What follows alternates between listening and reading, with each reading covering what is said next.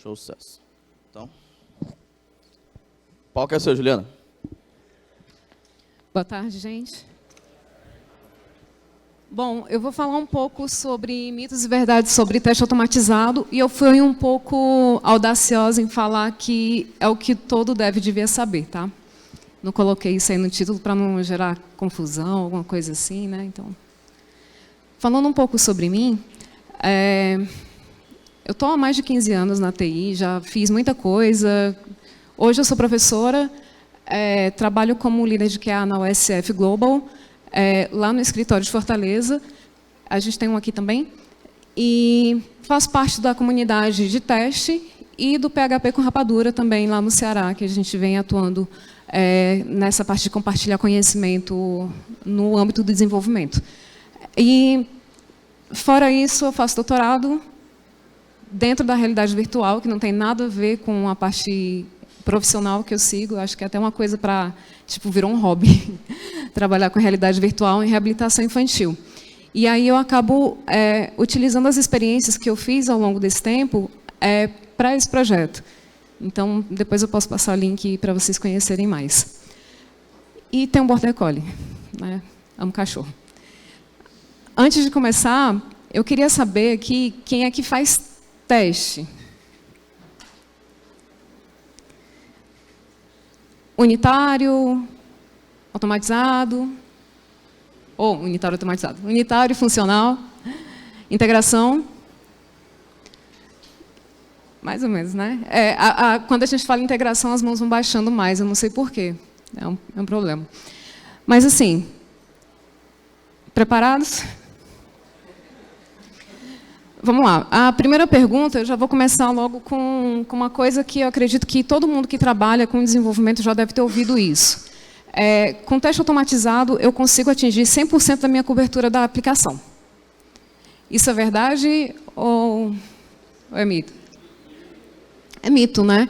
Então, essa aqui é fácil, eu acho que todo mundo que passou por isso sabe que a gente não consegue fazer uma cobertura total da nossa aplicação.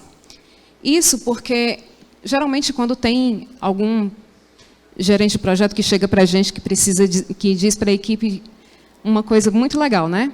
Pessoal, a gente precisa garantir a qualidade do nosso produto.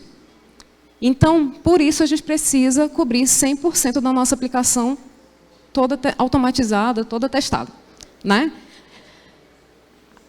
Legal, vou fazer isso como? A primeira coisa que a gente tem que saber, eu acredito que o nosso gerente precisa saber primeiro, antes de falar um negócio desse, é entender que o nosso teste, nós temos 3 dimensões. Então, quando a gente tem 3 dimensões, eu estou falando nos tipos de teste, ou seja, o que eu vou testar. Então, eu estou pensando em funcionalidade, usabilidade, segurança, performance. Depois que eu penso sobre o que testar, eu vou perguntar como eu vou testar. E aí, esse como eu vou testar, ele tem até uma pegadinha agora. A gente tem a parte do teste funcional e o teste não funcional. Isso é tranquilo para todo mundo, né? O teste funcional, ele vai testar o comportamento com base na visão do usuário, tal. E o mais conhecido, e o que a maioria das pessoas falam, é que é caixa preta, né? Eu só tenho teste caixa preta. E que, na verdade, se a gente for pensar no teste unitário, ele também está avaliando de forma estática o comportamento do meu sistema. Correto? Então, eu tenho 2 tipos. E aí eu tenho o teste não funcional, que é tudo aquilo que não é voltado para o comportamento. E para muitas pessoas, antigamente, como diziam, teste de usabilidade, achavam que era um teste funcional, né? Porque está o comportamento, tem o usuário vendo na tela, e, na verdade, é um teste não funcional. E aí, ok. Só que vem uma pessoa e fala que, beleza, o teste funcional no comportamento. Mas, se eu for pensar no teste unitário, eu estou pensando em estrutura, né? Então, eu fujo um pouco do meu comportamento. Então, dependendo do foco do meu teste unitário, ele pode ser um teste funcional, né? Ou então ele pode ser um teste não funcional, que aí é mais voltado para a arquitetura, para a estrutura de como eu estou desenvolvendo, desenhando a minha interface, o meu design partner, para poder realmente desenvolver o meu produto.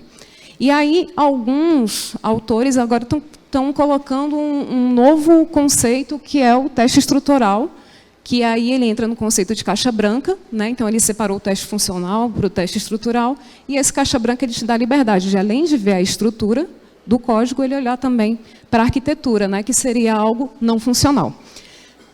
No Syllabus, que é uma das entidades que trabalha com certificação de teste, ele continua mantendo o teste funcional caixa branca, caixa preta. Eu até prefiro, né? Porque é até mais fácil de entender. E aí, depois que eu penso no como testar e acabo pensando nessas divisões de conceito, eu vou pensar no quando testar. Então, eu posso escolher o teste funcional, que é o que eu vou testar, a nível caixa branca, no teste de unidade. Então, eu consigo entender qual é a dimensão daquilo, e aí eu consigo realmente pensar em qual é a cobertura que eu preciso atingir para atender a expectativa do meu cliente sobre essa cobertura. Então, se a gente for pensar nessas 3 dimensões, eu nunca vou conseguir atingir o 100%, né? É até um pouco óbvio. E aí, o que acontece? Quando você pensa em uma coisa só. Faltou alguma coisa aqui, né? Alguém sabe o que é? Oi? Por aí, né? Bom, tá claro que a gente viu que o guarda-chuva lá, como é que é o nome? Esqueci. Essa parte que tem o tecido. Ela abre. Ela atende, não atende? Quando ele clica lá, ele ejeta o guarda-chuva, aumenta, né, o tamanho lá do cabo, que atende também, né? Só que esqueceu de uma coisa muito importante. Ele testou ali a unidade, ele testou, só que ele esqueceu o comportamento e esqueceu claramente a integração. Então, foi uma falha bem grave, né? Separadamente, todo mundo funciona, na hora de juntar todo mundo, colocar para um ambiente de homologação, na hora que ele for ver, ele vai quebrar. Porque não foi pensado num projeto como um todo. Que acontece muito, né? Então, para a gente tentar evitar esse tipo de situação, que a gente viu com guarda-chuva, mas quando a gente pensa no ambiente real, isso acontece muito, né? E aí a gente escuta muito alguém falar, na minha máquina funciona. Tá aí o exemplo da minha máquina funciona. Cada um testa um componente, faz o seu próprio componente. Eu ia falar uma palavrão, mas esqueça o resto. E aí, na hora de juntar tudo, dá esse negócio. Todo mundo garante o seu, né? Mas ninguém garante todo. E aí, o que a gente precisa entender? Para a gente tentar pensar em cobertura 100%, já que a gente não consegue, a primeira coisa que a gente precisa pensar é sobre o tempo, né? Quando a gente está com um trabalho, com um projeto atrasado, qual é a primeira coisa que a gente mata? É o processo, depois mata o teste, depois vai matando os ambientes, até chegar no momento de desespero que todo mundo vai começar a desenvolver em produção, né? Então, o tempo, eu acho que é o maior inimigo de qualquer desenvolvedor, né? Acredito que sim, né? Aquele que o Pokémon falou, né? A gente já começa um projeto atrasado. Isso é 90% da realidade que a gente vive. Quando a gente pensa no tempo, que a gente já começa com atraso, a gente tem que pensar em qual é a experiência que a gente tem, na qual a gente consegue enxergar aquelas 3 dimensões e extrair o máximo possível para tentar garantir a qualidade daquilo que a gente está entregando. Então, com base nessa experiência, a gente consegue definir um escopo e, consequentemente, a gente monta essa estratégia. Então, a gente vê que a gente não garante o 100%, mas com base de uma coisa pensada, planejada, nesses 3 itens que a gente pensa de tempo, experiência e escopo, a gente consegue realmente montar essa estratégia. E aí a gente tenta evitar o nosso guarda-chuva com mau funcionamento. Bom, e aí tem uma coisa que todo mundo fala que um erro comum em que escreve teste de unidade é almejar ter cobertura de teste 100%, né? Como aquela primeira cobertura. E é o que a gente tenta sempre almejar, de fato. Porém, o que importa não é cobrir o 100%, mas sim garantir que eles são bons o suficientes. Então, eu consigo, às vezes, com quantidade de cenários, passar por todas as situações sem necessariamente passar realmente por todos os fluxos, por exemplo. Então, eu estou tentando otimizar meu tempo, eu consegui botar uma estratégia e eu consegui realmente verificar o meu conteúdo como um todo, mas ele não precisou passar pelos 100% dos fluxos que eu tenho, né? Então, eu consigo realmente trabalhar, garantir a minha qualidade sem passar no 100% da cobertura de teste. Para a próxima, né? Não é necessário programar para automatizar testes, basta gravar. Isso é mito ou verdade? Tá fraco, viu isso aí? É mito, né? E quando eu escuto uma coisa como essa, a minha única vontade é fazer isso. Cara, a gente sabe que tem um negócio chamado Selenium, que ele criou uma IDE, não sei se foi o Selenium Percussor, mas ele é o mais conhecido, certo?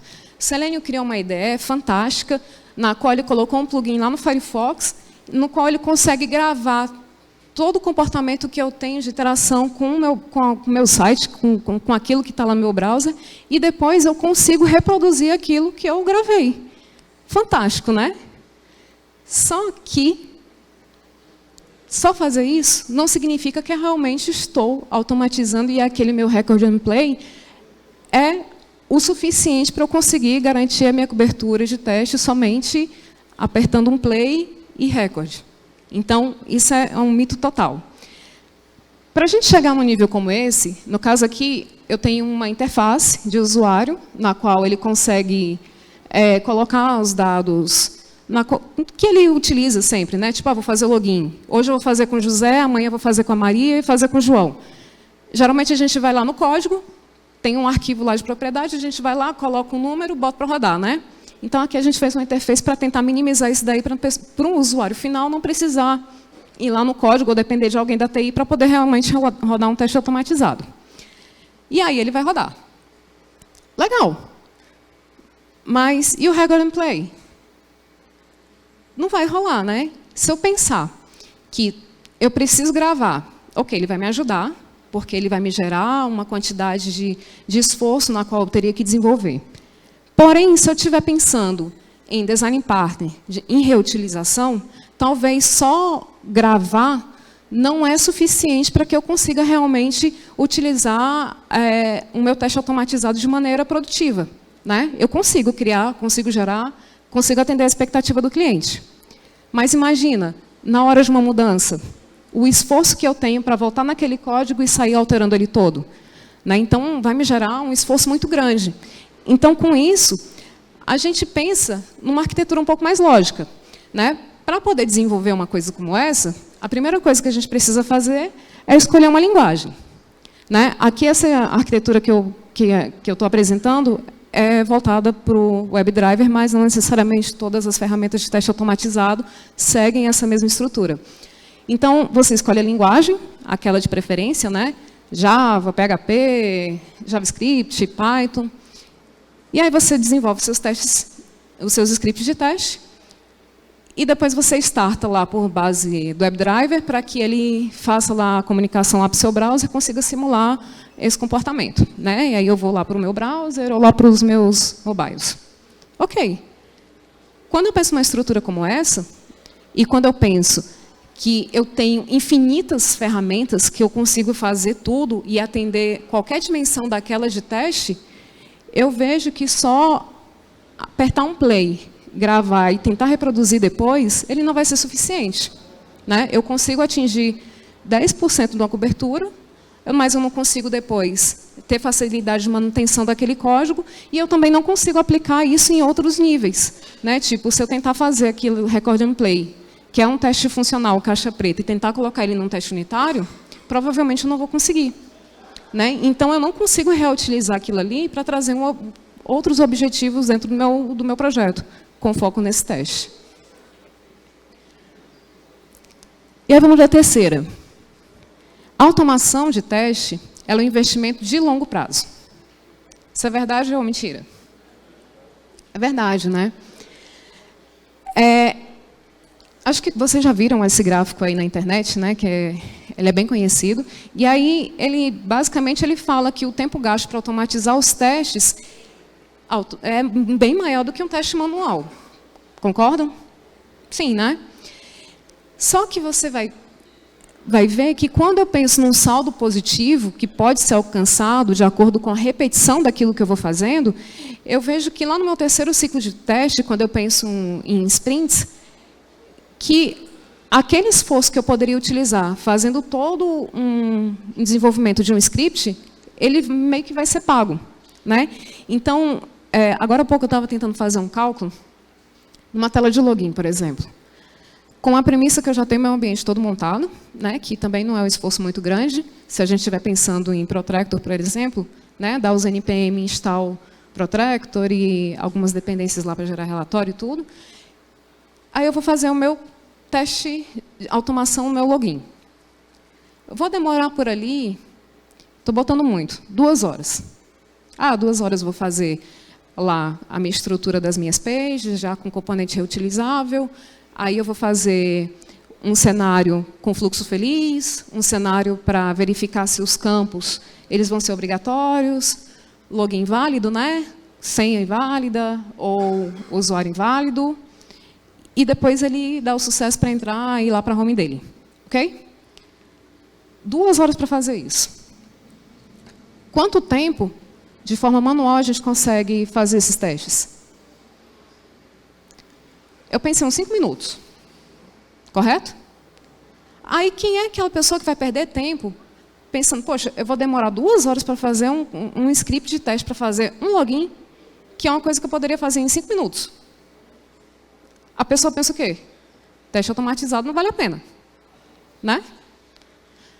Beleza. Mas aí, quando você pensa que você tem que testar em 5 browsers diferentes, 5 vezes 5, 25. Né? Ou seja, para fazer um ciclo de teste de um login, você demorou 25 minutos. E isso pensando que deu tudo certo, que não teve nenhum bug, porque se tiver um bug, vai voltar para o desenvolvimento, e aí, quando voltar de novo, você vai testar mais 25 minutos, né? Porque são 5 cenários de 5 minutos. Normal. Na primeira sprint já foi 50 minutos. Foi, né? Foi 50 minutos. Beleza, eu estou pensando que meu teste automatizado para fazer o login demorou 2 horas. Se eu tenho esse teste que demorou 50 minutos, quantas sprints eu vou ter para poder realmente bater essas 2 horas? Na terceira sprint, né? Então, quando eu começo a pensar que eu tenho uma coisa que eu vou precisar reproduzir sempre, a partir do momento que eu vejo que aquela quantidade de horas que eu demorei lá no início para poder realmente fazer uma coisa automatizada e calcular depois pela quantidade de tempo que eu preciso replicar aquilo ali, então ele vai compensar muito. E aí o que acontece é que esse esforço que está lá alto lá no início, ele vai começar a se estabilizar. Por quê? Porque eu não vou mais precisar toda a vida, quando fazer um login, criar um script novo. Eu simplesmente vou rodar, e aí, quando eu precisar, eu vou aprimorar, incrementando, criando outros scripts para poder atender às outras funcionalidades. Então, consequentemente, eu vou estar otimizando meu tempo. E uma outra vantagem é que todo mundo da minha equipe vai poder replicar exatamente o mesmo teste que eu consegui fazer.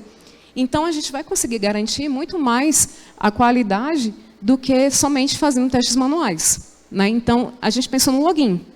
Se a gente está pensando num sistema na qual eu preciso fazer um fluxo, que sempre eu vou precisar fazer um login,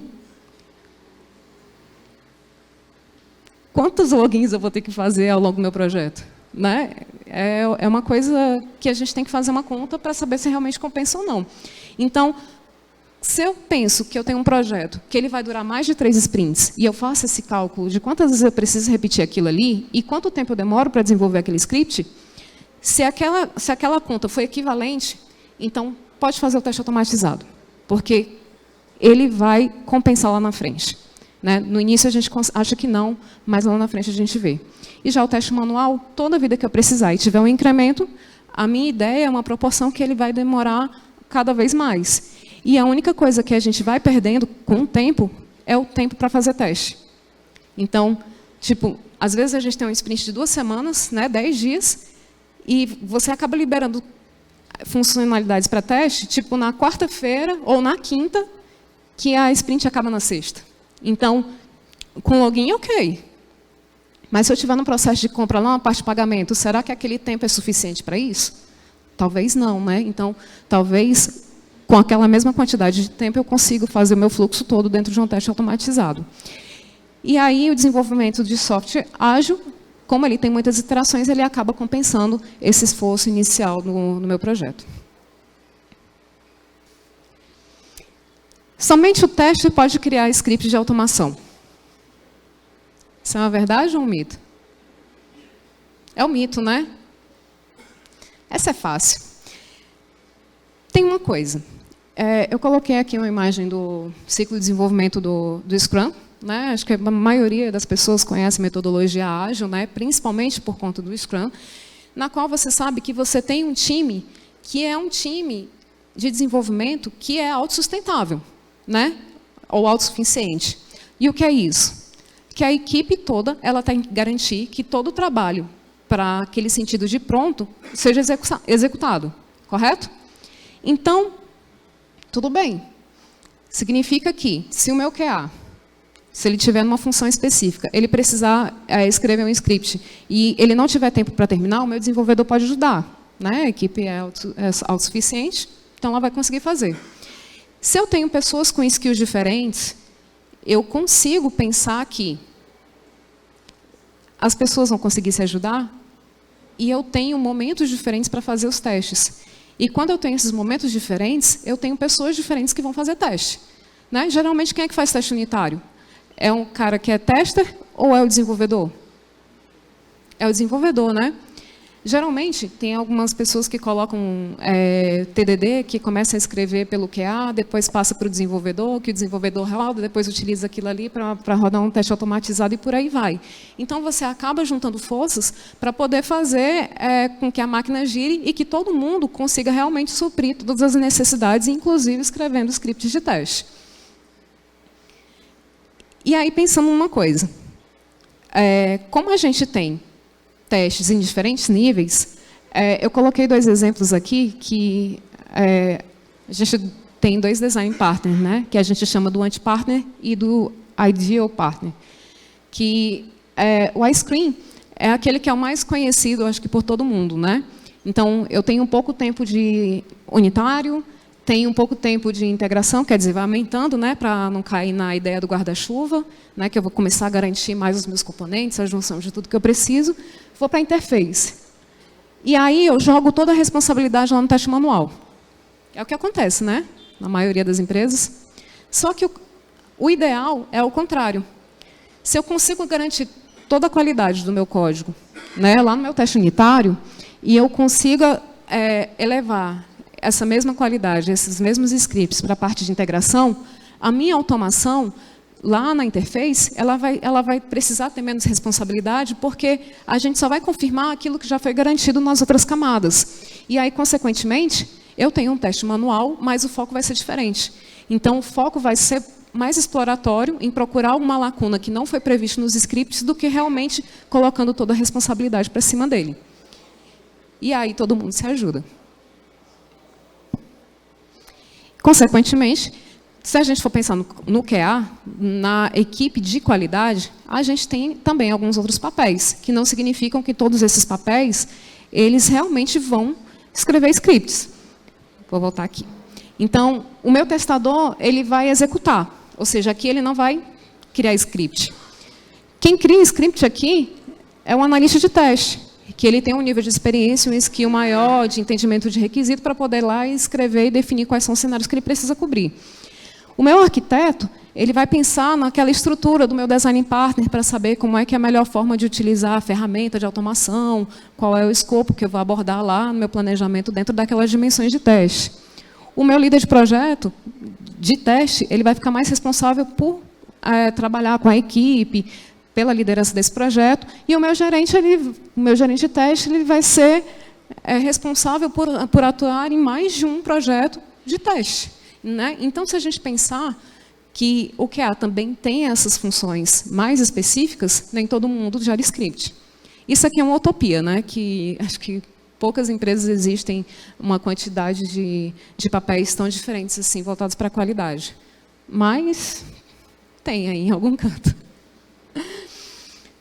Bom, a próxima. O processo de teste automatizado não descarta os testes manuais. É mito ou verdade?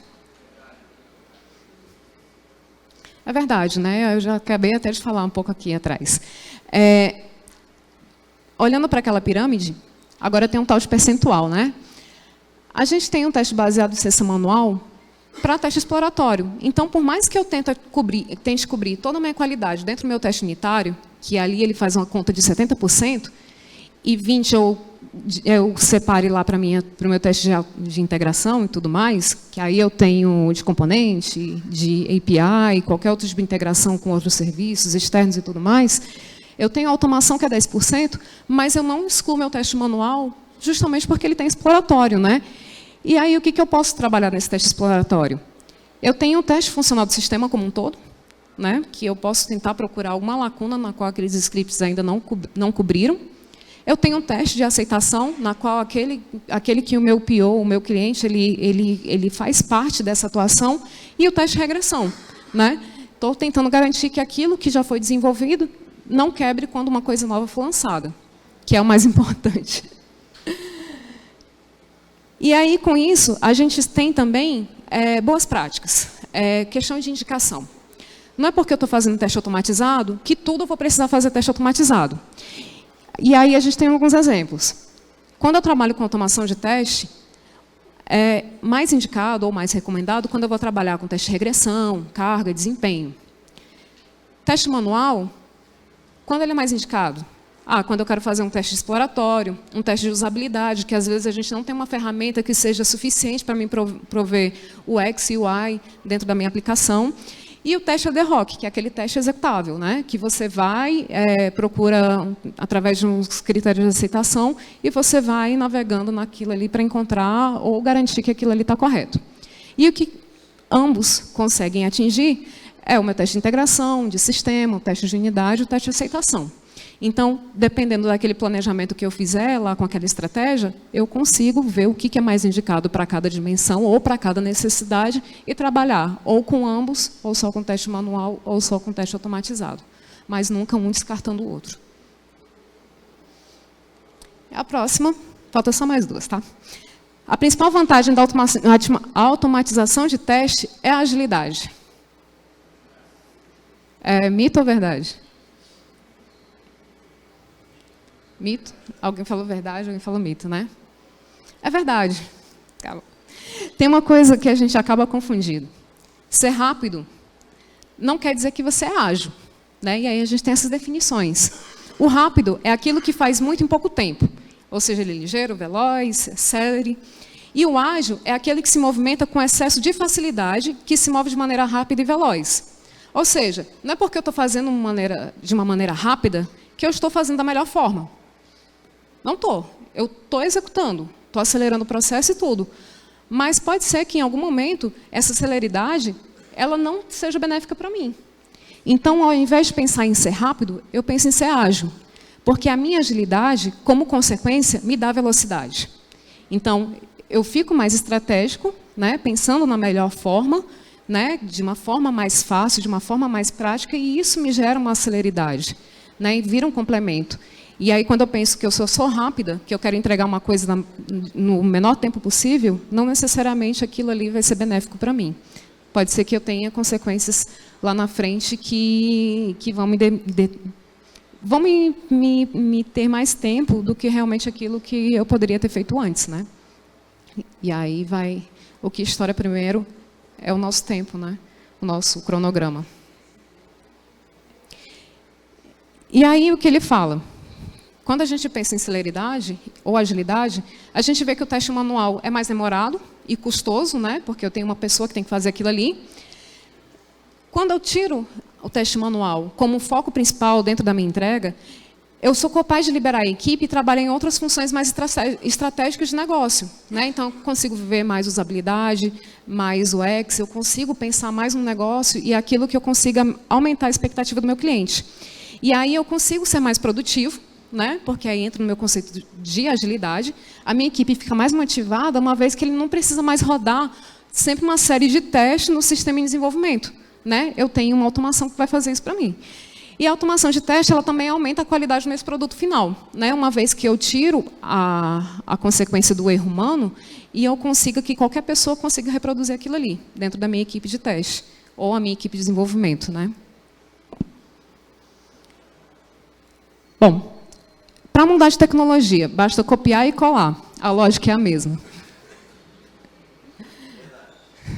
Eu acho. Então, hoje em dia está muito na moda do pessoal que estava trabalhando com AngularJS ver React. Muda para React agora. Está tudo pronto, a lógica está ali, né? Vamos mudar para React. Quem já viu isso daí? Você acha que a maior onda do momento agora é mudar qualquer coisa para React? Não interessa o quê? Não interessa, mas é. Né? É um mito, né? É muita utopia, mais uma vez falando, que todas as ferramentas trabalham exatamente com a mesma estrutura. Né? Eu não tenho. Ah, mas, beleza, vou trocar de C# para Java ou para PHP. Tudo orientação a objeto. Sabe um, sabe a outra. Muda só umas coisinhas. Vá lá. Né? Faz. Não é bem assim, né? Tipo, você está reescrevendo. Beleza, você tem uma base, você tem a lógica de negócio, você tem toda a estrutura ali. Mas não é a mesma coisa. Ah, o paradigma da orientação a objeto. Ok, a gente tem um paradigma de orientação a objeto, mas vai trabalhar um negócio que está em PHP e muda para React para você ver se é fácil. Não é. E às vezes você acaba demorando muito mais tempo tentando fazer isso, até porque ser um sistema legado, e de algo que tem um monte de comentário lá dizendo que o cara não sabe nem como foi que ele fez aquilo ali. Ou então tem muito comentário dizendo, não mexa. Né? Acontece. E aí, para você decifrar? Com certeza você vai quebrar, né? Então, é melhor jogar fora e começar do zero do que ficar tentando pensar em o que aquele infeliz estava pensando na hora que ele desenvolveu aquilo ali. Não vai dar, né? Bom, para finalizar, bug no sistema é sempre culpa do desenvolvedor. Eu acho. Sempre disse isso. Bom, mas isso é um mito, né? Aliviar a barra de todo mundo, né? Bom, o que acontece? Trazendo umas definições aqui, o ser humano ele está sujeito a cometer um erro, que pode ser um engano, né? Que isso me gera um defeito, né? Que é um bug no código, e quando eu boto aquilo ali para executar, vai me gerar uma falha, né? Normal. Porém, quando a gente pensa que o QA está fazendo automação é desenvolvimento, correto? Consequentemente, meu QA também ele vira um desenvolvedor e está sujeito a cometer os mesmos erros de que qualquer outro. Então, aqui, eu achei bem interessante esse tópico da apresentação que o Elias Nogueira fez, lá no Quality, esqueci o nome. O que ele fala? Ele fala um pouco mais do QA como desenvolvedor. Então, a gente sabe que pode ter problemas em todas as camadas, né? Geralmente, problema lá do requisito, na qual eu escrevo errado, falta de interpretação, ou uma falha de entendimento, e acabo que tenho N formas da equipe toda, dentro de todo o processo de desenvolvimento, falhar, né? Lá, desde a concepção, lá do meu PO, até a minha qualidade, até a minha aceitação. E aí ele fala como QA que nem sempre a funcionalidade será automatizada é realmente entendida por todo mundo, né? Inclusive pelo automatizador. Né? A automação ela é feita sem um conhecimento geral sobre programação, com a utilização de ferramentas lá de hacker and play, né? Que acontece muito. E é até uma questão de preconceito, né? Que eles acham assim, bota mulher na TI, ou ela vai para requisito, que não precisa desenvolver, ou ela vai para teste, né? Porque é mais detalhista. Né? Não é porque ela sabe programar, ou porque precisa. Porque antigamente nem precisava, né? Mas agora precisa. E aí vai tirar a mulher para... Né? Não vai fazer isso. E aí o que começa a pensar? Vou botar para gravar, que é bem facinho, qualquer pessoa faz isso. Aí pega um estagiário e bota para gravar. Aí no final a pessoa se lasca. Por quê? Não é porque o meu desenvolvimento estava errado, mas o meu script de teste estava errado. Então, consequentemente, ele vai me gerar um falso negativo. Né? E aí vai me gerar um problema bem grande, porque eu não vou conseguir, em tempo hábil, saber onde é que é a origem daquele erro. A execução da automação ela é feita de 1 a 1. Né? Porque a pessoa que está começando a aprender, né? Vou botar para gravar, rodar um script, aí bota para executar. Agora eu vou botar o outro. Pô, se for toda a vida para ficar pegando cada script e botar para executar manualmente, eu faço isso com teste manual, não vou fazer com automação, né? Eu tenho que pensar que eu tenho suítes, eu tenho que pensar que eu tenho um conjunto de testes que eu preciso rodar e que eu não preciso rodar de um por um. né? Eu tenho uma ferramenta para me ajudar a fazer aquilo ali.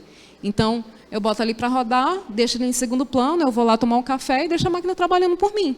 Muito mais fácil, né? E aí eu tenho tempo para aplicar o meu conhecimento em outras áreas que vão me ajudar lá a melhorar a expectativa com o meu cliente. Depois de um tempo, o próprio profissional não sabe o que o script faz, né? A mesma história de pegar um desenvolvedor que trabalhou com um projeto legado, que coloca um comentário, não mexa, por favor. E mesmo com uma série de scripts prontos, um novo bug sempre é encontrado pelo cliente. Porque, ou coisa desgraçada é o usuário. Porque a gente imagina, não, mas o cara nunca vai fazer aquilo ali. Nunca duvide. Nunca duvide, porque ele é capaz de qualquer coisa. E eu já vi muita gente pulando coisa porque acha que o usuário nunca vai fazer aquilo. Vai fazer. E aí, para finalizar, é uma coisa que eu quero deixar para vocês, né? O dev vai lá, desenvolve com todo carinho aquela aplicação, né, meu filho? Aí bota para produção, né? Vai, filho, vai, voa. Aí vem o QA lá e mata a minha aplicação e diz que tem um bug, né? Bom, não é verdade, tá, pessoal? A gente não gosta disso. Uma coisa que a gente tem que entender é que os testadores, eles não gostam de quebrar coisas. Eles gostam de dissipar a ilusão de que as coisas realmente funcionam. Então, a gente não quer procurar para encontrar, a gente quer procurar para não achar. Por quê? Porque isso garante que toda a equipe ela trabalha com qualidade, né? Não é a gente que implanta um bug. Pode ser desenvolvedor? Na maioria das vezes é. Mas a gente vai procurar, ou a gente tenta testar para garantir a qualidade de que aquilo ali realmente está de acordo com o requisito. E não que ali que eu quero encontrar um bug porque eu tenho que olhar lá na cara do programador e ficar apontando o dedo para a cara dele e rindo. Eu sou muito acusada por isso às vezes. Mas é isso, pessoal. Alguém tem alguma dúvida?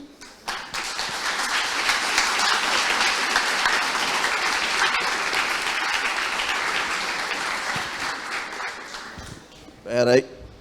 Ao fim. É bom que eu emagreça desses eventos, cara. Ou não. Muito boa palestra. Um ponto, assim, às vezes na empresa que eu trabalho, por exemplo, eu já tentei implementar testes algumas vezes, e tem alguns projetos que acontece o quê? Alguma feature muda drasticamente.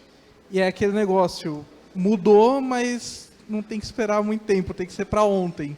E é nesse momento que os testes morrem. Nunca aconteceu isso comigo. Então, e esse ponto eu nunca soube como corrigir. Tem alguma coisa, alguma forma de passar isso? Sabe o que é engraçado? No Dark Mirror, um senhor chegou para mim dizendo assim, me prove que teste é bom. Por quê? Não, porque é o seguinte, eu trabalho num projeto lá que o negócio fica mudando toda hora. Aí eu vou lá, sou obrigada a fazer o teste unitário para garantir o negócio. Aí, 10 minutos depois que eu termino, eu vou ter que fazer de novo, porque o desgraçado do PO mudou tudo. Aí eu, legal, me prova que esse negócio é bom. Porque eu vou ter 2 vezes trabalho, né? O trabalho de desenvolver o que eu preciso e o trabalho de desenvolver um teste para poder garantir que aquilo ali está correto. O correto não é melhor terminar, mostrar para o cliente se estiver correto, eu vou lá e faço o teste unitário? Aí eu, assim, tipo, tu perde um pouco o sentido do negócio, do que é o teste unitário, né? E aí entra em um outro equipamento profundo lá, aquela história da regra 10 de Myers, que a cada passo do meu processo de desenvolvimento que eu encontro o bug é sempre 10 vezes mais o valor dele, né? E aí o que acontece? Eu tenho que pensar que, se acontecer uma mudança, eu tenho que colocar o percentual de tempo para poder alterar realmente o meu teste, seja ele em qual camada ele tiver. Então, o ideal é a gente pensar de uma forma inteligente. Então, pensando no design partner legal, que eu consiga ter um retrabalho com o menor esforço possível, né? E não simplesmente descartar o teste porque mudou um requisito, né? Aí eu perco totalmente o sentido do negócio. E aí é o que eu acho que deve ser implantado assim nas empresas, ou ter essa percepção, é justamente que o teste ele faz parte de um processo de desenvolvimento de software. E como tal, se uma coisa muda dentro do meu desenvolvimento, o meu teste ele vai ter que mudar também. Porque senão ele não vai me servir de mais nada. E só dizer que eu tenho um teste. Boa tarde. Primeiramente, Bela palestra, gostei muito. Eu queria que você me explicasse um pouquinho melhor a respeito desses testes record and play. Tipo assim, o que ele faz na realidade? Ele só grava um cenário ou ele pega os posts ou algum input e faz automação de script? Então, o Record and Play, existem dois conhecidos, né, que é o Selenium e o Catalan. O que ele faz? Ele grava a sua interação. Né? Então, se você colocar lá um endereço na URL, ele vai pegar. Se você, lá no campo vou colocar lá do login, colocar lá o teu usuário, clicar lá, colocar o teu usuário, ele vai gravar, inclusive com input, com o nome do usuário que você fez, a senha, da mesma forma. E aí, no final, quando eu salvo aquilo ali, eu consigo regravar e reproduzir exatamente aquilo que eu fiz. Com uma coisa a mais que você precisa colocar, é dizer qual é o critério de aceitação que você precisa para poder dizer que aquele teste passou ou não. Porque se eu só gravar, eu não sei que aquilo ali vai funcionar ou não. Né? Eu preciso ter um retorno. E se der falha, se trazer uma mensagem de falha, e eu não dizer, não colocar lá no meu Record and Play, que aquela falha ali, ele é um comportamento esperado para dizer que aquilo ali teve sucesso, só gravar, ele não vai ser suficiente para poder dizer que aquilo ali é um teste. Então, ele me ajuda a capturar esses movimentos, e aí eu consigo exportar ele para uma outra ferramenta, que a gente geralmente não usa a linguagem do Selenium, por exemplo, que ela é um pouco complicada. Então, a gente acaba trabalhando, dependendo da linguagem do core do desenvolvimento, a gente vai lá para o PHP Unit, para o JUnit, e aí faz a estrutura direitinho e coloca lá os asserts, né, que foi o que o Eric colocou lá no Laravel. É bem parecido, assert true, equal, se o título é igual a tal coisa, justamente que esses são os seus critérios para saber se aquele record and play, quando você reproduzir novamente, ele vai estar com sucesso ou não. Beleza.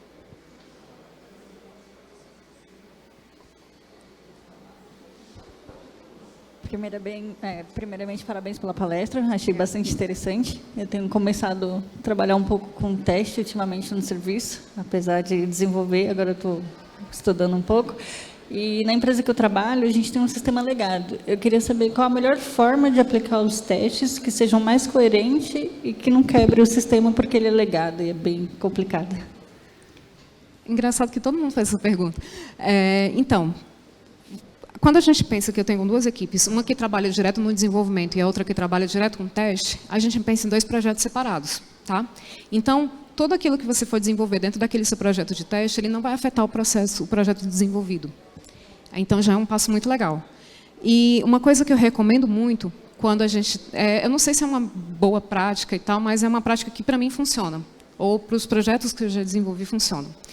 Quando a gente não tem teste automatizado e a gente quer começar a fazer um teste automatizado dentro de um projeto legado, a primeira coisa que a gente precisa pensar é em como eu vou conseguir agregar valor para o meu cliente. Se eu penso em teste unitário, apesar dele ser o mais eficaz, ele não vai estar agregando valor para o meu cliente. Não pelo sentido da qualidade, mas pelo sentido que ele não vai conseguir enxergar aquilo ali. Tipo, ele vai ter X horas de desenvolvimento a mais, vai ver o sistema que ele tinha pedido para desenvolver sem nada mais. Nada mais. Ele não vai conseguir comprar aquela ideia. Então, quando a gente pensa de um sistema legado, a primeira coisa que a gente tem que pensar é aquilo que o cliente consegue ver. E aí a gente foca dentro do funcional, do end-to-end. Que aí você consegue gerar, você consegue mostrar um report com screenshot, com relatório, que é a coisa que linda que o cliente gosta de ver, né? Cliente e gerente adoram ver um relatório, nunca vi. E mostra os screenshots com o cenário que passou, com o que não passou, aquilo ali agrega valor para ele. E ele consegue ter mais confiabilidade naquele sistema que vocês estão fazendo. Então, eu sempre recomendo, quando tem uma situação como essa, a gente pensar sempre no end-to-end. E aí, depois, quando ele vê a importância, a gente vai atacando as outras camadas. E aí volta a pirâmide, né? Eu vou para a integração e depois eu vou para o unitário. Porque, como já está desenvolvido, o unitário, eu acho que é o menor dos problemas, né, que tem. Pessoal, não tem mais tempo para perguntas. Ela vai estar disponível. Juliana vai estar aqui no nosso coffee. Então, salva de palmas para a Juliana, pessoal. Vamos pro coffee. Em 20 minutinhos a gente volta. Tem comida lá, então coma à vontade. Depois a gente fala os recados. Marcel quer falar.